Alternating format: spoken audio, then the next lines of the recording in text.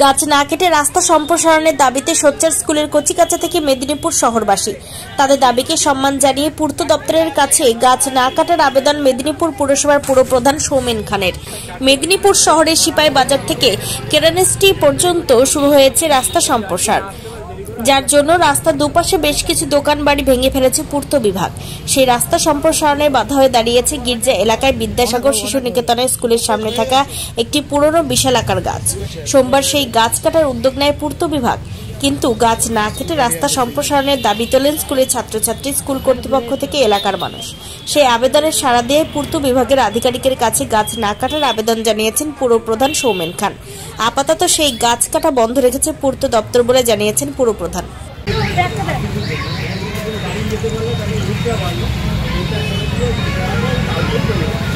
আমাদের এলাকার মানুষ এবং এখানকার দুই কাউন্সিলর তারাও দাবি করেছেন এবং এলাকায় যারা বসবাস করেন তারা এবং অভিভাবকরা, ছাত্রছাত্রীরা যে একটা পুরনো গাছ যেটা অন্তত 50-60 বছরের আরো আগে থেকে, সেই গাছটাকে যাতে না কাটা হয়। রাস্তা সম্প্রসারণও দরকার, কিন্তু গাছকে বাঁচিয়ে করতে হবে। আমরা বিএসএন স্কুল কর্তৃপক্ষকে বলেছি যে সকালবেলায় এবং ছুটির সময় যে জ্যামটা হয় আপনাকে ভেতরে পার্কিং এর ব্যবস্থা করতে হবে, তার জন্য আপনি গার্জেনদের কাছে ফিস নিন, কিন্তু এই রাস্তায় 200-250 মোটরসাইকেল গাড়ি থাকার জন্যই জ্যামটা হয়। তাই ওনাদেরকেও বলেছি।